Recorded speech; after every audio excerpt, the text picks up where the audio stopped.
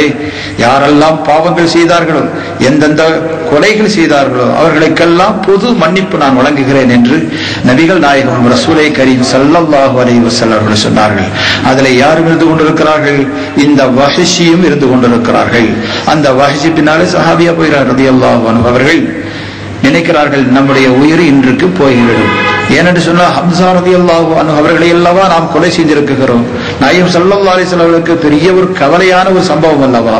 அதற்கு நமக்கு பழிக்கு பழியாக இன்று நம்முடைய உயிரை போக்கி விடுவார்கள் என்று பயந்து கொண்டிருக்கக்கூடிய காலகட்டத்திலே அந்த வஹ்ஷி அவர்கள் சொல்கிறார்கள், நான் உங்களுடைய ஹம்ஸா நாயகம் அவர்களை நான் கொலை செய்தவனாச்சது என்று சொல்லும் போது கூட இல்லை, என்று எல்லாத்துக்கும் பொது மன்னிப்பு வழங்கி விடுகிறேன் என்று சந்தோஷமாக இஸ்லாமிய மார்க்கத்தை அவர்கள் தழுவி விடுகிறார்கள்.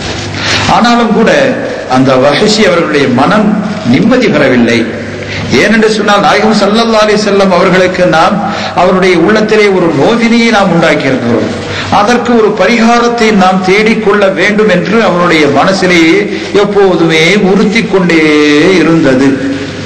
கடைசியிலே நாயகம் ரசூலை கரீம் ஸல்லல்லாஹு அலைஹி வஸல்லம் அவருடைய காலத்திலே முஸைலமத்துல் கஸ்ஸாப் என்று ஒருத்தன் தோன்றினான். நானும் ஒரு நபிதான். இப்ப சில பேர் நாங்களும் நபிதான், நபியுடைய அந்தஸ்தில் இருக்கிறோம், நாங்கள் நபிமார்களுடைய வேலையைத்தான் செய்கிறோம்னு சொல்கிறாங்க. அப்படிப்பட்ட வஹ்ஷி இருந்தா இப்ப எல்லாத்தையும் கொலை செஞ்சிருப்பாரு.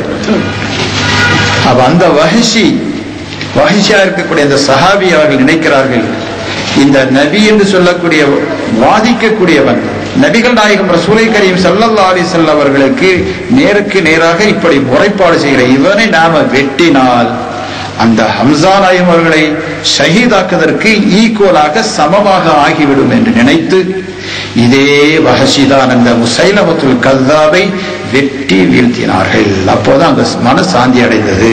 இப்ப சொல்கிறார்கள், அன்று ஹம்ஸாவை நான் வெட்டினதற்கு ஈக்குவலாக சமமாக நான் இவர்களை வெட்டி விட்டு என்னுடைய மனம் இப்போதுதான் எனக்கு நிம்மதி அடைகிறது என்று சொன்னார்கள். இப்படி சஹாபா பெருமக்கள் எல்லாம் நபிகள் நாயகம் ரசூலை கரீம் ஸல்லல்லாஹு அலைஹி வஸல்லம் அவர்களை உளமாற ஆழமான நேசத்தோடு பாசத்தோடு வாழ்ந்திருக்கிறார்கள். அதே போலதான் சஹாபா பெருமக்கள் வாழ்ந்தது போலதான் அவர்களுக்கு பின்னால் வந்த தாபீங்கள், தாபீங்கள், இமாம்கள், வலிமார்கள், ஷேகுமார்கள் எல்லாருமே நாயகம் ரசூலை கரீம் ஸல்லல்லாஹு அலைஹி வஸல்லம் அவர்களுடைய அந்த நேசத்தை பாசத்தை முற்படுத்தித்தான் வைத்திருக்கிறார்கள். அவர்கள் எந்த இடத்தை போனாலும் கூட நாயகம் ஸல்லல்லாஹு அலைஹி வஸல்லம் அவருடைய பெயரைத்தான் முற்படுத்தி வைப்பார்கள். நாயகம் ஸல்லல்லாஹு அலைஹி வஸல்லம் கீர்த்தியைத்தான் அவர்கள் மீதுள்ள ஸலவாத்தை தான் முதன்மையாக சொல்லி ஆரம்பிப்பார்கள். எந்த அளவுக்கு என்று சொன்னால், எந்த ஒரு பத்திரிகையை நடத்துவதாக இருந்தாலும், ஒரு கிதாபை எழுதுவதாக இருந்தாலும், ஒரு தகவலை எழுதுவதாக இருந்தாலும் முதன்மையாக அல்லாஹ்வுடைய பேருக்கு அடுத்தான்மையாக நபிகள் நாயகம் ரசூலை கரீம் ஸல்லல்லாஹு அலைஹி வஸல்லம் அவர்களுடைய திருப்பெயரையும் ஸலவாத்தையும் தான் அவர்கள் உட்படுத்தி வைத்திருக்கிறார்கள். இதெல்லாம் எதை காட்டுகிறது என்று சொன்னால், அவர்களுடைய மஹப்பத்தை வெளிப்படுத்தி காட்டுகிறார்கள். ஆகையினாலே நாயகம் ரசூலை கரீம் ஸல்லல்லாஹு அலைஹி வஸல்லம் அவர்களுக்கு நாம் கைமாறாக கொடுக்கக்கூடியது என்ன? அவர்கள் வேற எதையுமே அவர்கள் நம்மிடத்திலிருந்து எதிர்பார்க்கவில்லை. அல்லாஹ் சுப்ஹானஹு வ தஆலா அவர்களுடைய கீர்த்தியையும் அந்தஸ்தையும் உயர்த்தி கொண்டே இருக்கிறார். என்று அல்லாஹ் சொல்லி இருக்கிறார். ஒவ்வொரு ஷனப்பொழுதும் அவருடைய அந்தஸ்தும் கீர்த்தியும் உயர்ந்து கொண்டிருக்கிறது. நாம் அவர்கள் மீது புகழ்வதனாலே அவருடைய புகழ் ஒன்றும் உயர்ந்து போறதில்லை, புகழாததுனாலே அவர்களுக்கு புகழ் கீழே இறங்கி போறதும் இல்லை. ஆனால் அவர்கள் மீது அன்பு, பாசம், நேசம் கொண்டு அவர்களை புகழ்ந்ததனாலே நமக்குத்தான் மேன்மையும் சங்கையும் வரக்கத்தும் செல்வமும் நமக்கு கிடைக்கிறது. ஆகையினாலே நம்முடைய உயிரிலும் மேலாக நபிகள் நாயகம் ரசூலை கரீம் ஸல்லல்லாஹு அலைஹி வஸல்லம் அவர்களை நேசிக்க வேண்டும்.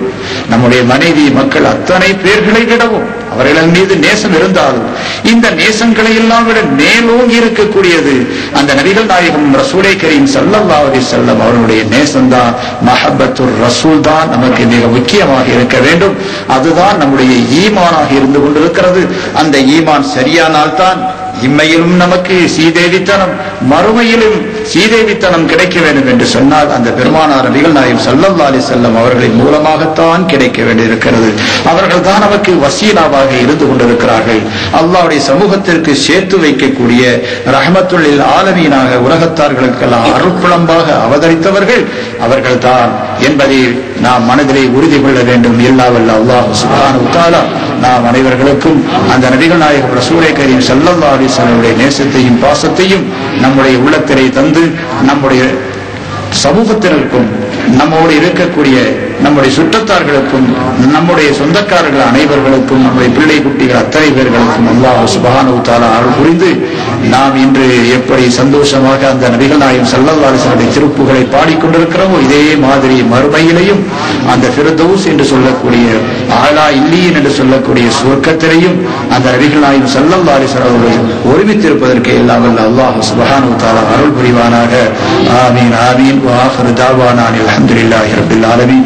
அஸ்ஸலாமு அலைக்கும் வ ரஹ்மத்துல்லாஹி வ பரகாத்துஹு. سندي عودي ويا مددي والإله أنا لله بمددي وخذ بيدي على مددي خليفة الله فينا محيي يا سيدي سندي عودي ويا مددي قل لنا لله بالمددي وخذ بيدي مدى مددي خليفة الله فينا